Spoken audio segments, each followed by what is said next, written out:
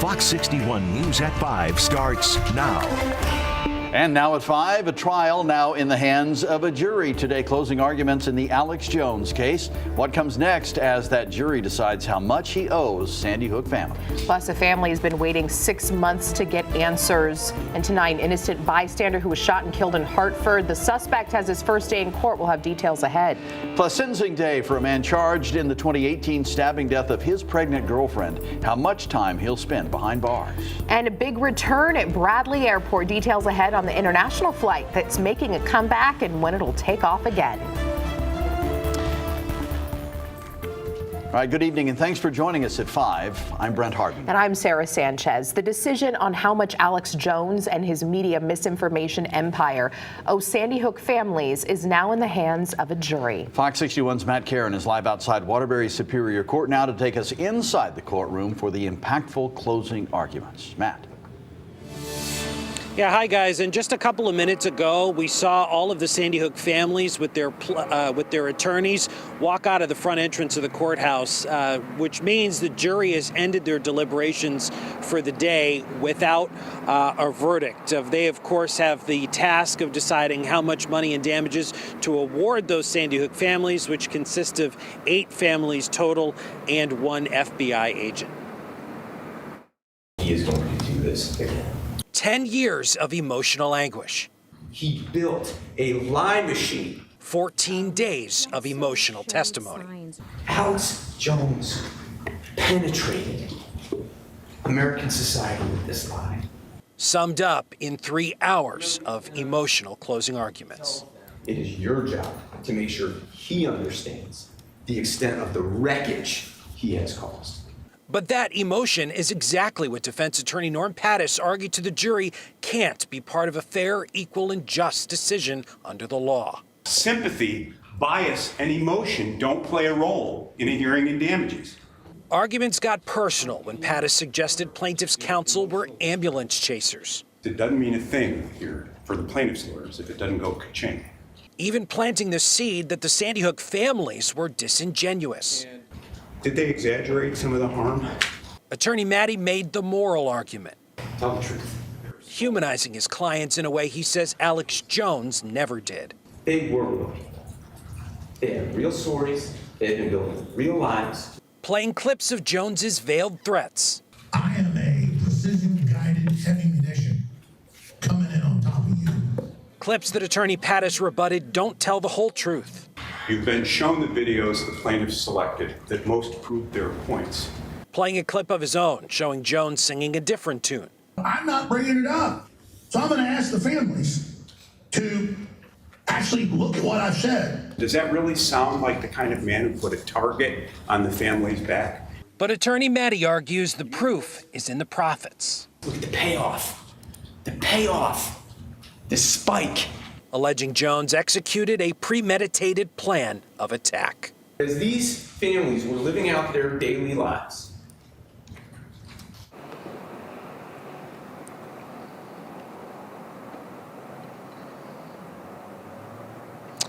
Now, attorney Pattis was reprimanded by the judge during his closing arguments for lobbying personal attacks at the opposing attorneys. This jury now has to decide whether or not they want to award those Sandy Hook families what is known as compensatory damages. And if they're awarded that for their emotional distress, there is no cap as far as money goes on how much they could be awarded. But the jury also has the option to award the families what is known as punitive damages. That is a much lower, smaller amount, which would only include a set fee and cost for the attorney's services. We're live here outside Waterbury Superior. We should mention, by the way, before we close here, the jury's going to start their deliberating again early tomorrow, 9:30 a.m. We're live here outside Waterbury Superior Court. Matt Karen, Fox 61 News. All right, Matt, thank you. Well, today in New London, a man who accepted a plea deal in the 2018 stabbing death of his girlfriend was sentenced to 40 years in prison. And the victim's family hopes this tragedy serves as a warning for others experiencing domestic violence. Fox 61's Tony Terzi joins us in the courtroom, or joins us outside the courtroom now. The parents of the victim, Karina Rodriguez, who was the mother of 3 young boys at the time of her death, are still very upset that the defendant, Avery Hallbrooks, could have an opportunity to reject 2 plea deal offers while accepting a third. Avery Hallbrooks is a coward. He shook this family to a core. Hallbrooks, now 32, accepted a plea deal to serve 40 years. Had he gone to trial, the judge told him if convicted, he could receive up to 87 years. As Your Honor is aware, the victim in this case, Karina, was only 25 years old when she was fatally stabbed 47 times in the neck, hands, chest, and body by her boyfriend. Her parents, on their way home from vacation the night she was killed, said Karina planned to leave Hallbrooks that night, and he knew it. When you're planning on leaving, get help first. Don't just leave. We weren't home yet, and she tried to do it on her own. And he made sure that didn't happen. The killing took place in the couple's room at Niantic's Starlight Inn, which has since been demolished. And Karina's father said, looking back, he should have paid closer attention to some signs. She was little by little disappearing from the dining room table, from gatherings. He took her away little by little. Karina's youngest son, whose father is Avery Hallbrooks, was just a year old at the time of her death. But if you ask who's mommy, he either points to heaven or his heart or a picture. He knows who she is. Karina Rodriguez's parents are now raising her 3 young boys, and she was also 16 weeks pregnant when she was killed. Here in New London, Tony Terzi, Fox 61 News.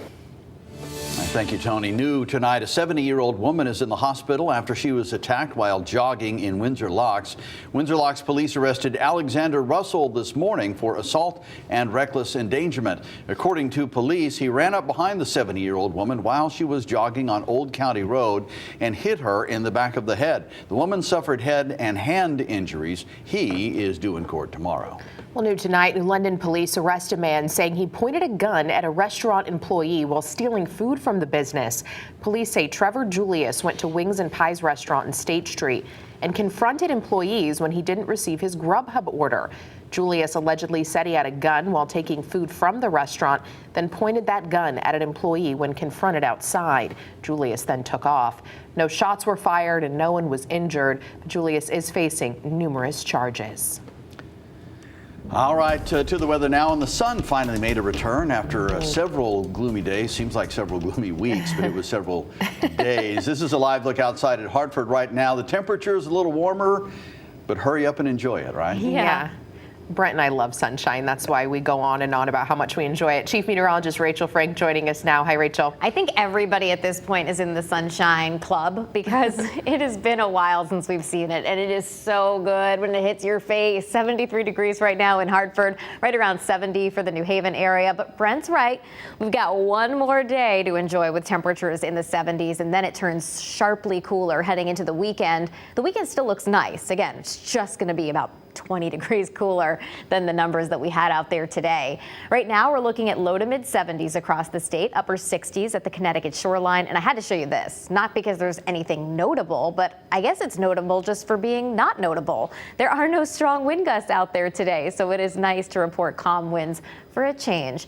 Widening out the picture because it's sunny nearby. We don't have to talk about anything here in the vicinity. There's the cold front heading our way. So tonight we're looking at temperatures that are close to 60 at 9 o'clock. If you're want to bring dinner outside tonight, great choice for that. Overnight lows will dip back into the 50s. Early morning clouds, some patchy fog, slight chance for a shower. Then we break for sun. Most of the day is bright and warm. And then we'll see another chance for a shower with increasing clouds towards the end of the day. The chance for a shower is really low, like 10% chance as we head through the day. Otherwise, though, it will turn sharply cooler heading through tomorrow night. We'll show you what that means for the weekend forecast and the Hartford Marathon coming up. Thank you, Rachel. It's just over a month until the November election, and the race for governor is heating up. The Democratic, Republican, and independent candidates out across the state today spreading their message and trying to win voters. Fox 61's political reporter Emma Wolfhorst joins us live now with an update on this hotly contested race. Emma. Yes, Sarah, Brent, these candidates campaigning across the state today, trying to gain ground in these final weeks before Election Day. Based on recent poll numbers, this race still leans Democrat, but today both Stefanowski and independent candidate Rob Hoteling saying they're confident about their chances in this race. It's going to be a neck and neck race, I think, right to the end. Gubernatorial candidates not showing any fear Thursday as they attended various events across the state. Governor Lamont celebrating the opening of the new Torrington Riverfront housing complex. More people came to visit the state of Connecticut during those 2 years than ever before. And a lot of them fell in love with the state of Connecticut. A lot of them decided to stay. And this is the welcome mat. Stefanowski kicking off a 3-day, 30-town bus tour. I've got to get out and tell people why Laura and I are the best people to run the state of Connecticut. And Hoteling unveiling his new education reform plan. I think our plans are better. We think we're better fit and better suited to lead the state in the right direction. Hoteling claims his ticket has the best ideas for the state and says he isn't concerned. We're on the ground, we're going, we have a lot of events, we're trying to do our best to go all around the state, but yeah, it's challenging. And experts say he might not be able to win over enough voters. He will draw some votes, absolutely. But I think it's going to be obvious to most voters that the real choice is between Stefanowski, and Governor Lamont. Stefanowski still trailing in the polls, but talking one-on-one with voters Thursday, calling these last few weeks until the election a job interview. And some residents say his message is working. We need Ned Lamont out of office. He is doing absolutely nothing, and we need change. And Bob, I believe, is the person that will do it. We'll continue following this and all the other big races leading up to Election Day, November 8th. For now, live in the newsroom, Emma Wolforst, Fox 61 News. All right, thanks, Emma. Local leaders joined forces in Hartford to show support for early voting. They highlighted federal legislation to protect voting rights and expand access to the polls. Connecticut voters will get to decide this election whether to amend the state constitution to allow for in-person early voting. This measure passed the Connecticut legislature by an overwhelming bipartisan vote. It is a bipartisan cause. Early voting doesn't favor Republicans, it doesn't favor Democrats, it favors voters, and it favors democracy. Now, Connecticut is one of only 4 states that does not permit in-person early voting options for all residents. Big news from the White House today. President Biden announces sweeping changes to his policies on marijuana. He says he's issuing a pardon on all federal offenses of simple possession for the drug. He's asking all governors to do the same in regard to state marijuana offenses. Finally, he's also urging the Secretary of Health and Human Services and the Attorney General to reconsider how marijuana is scheduled under federal law.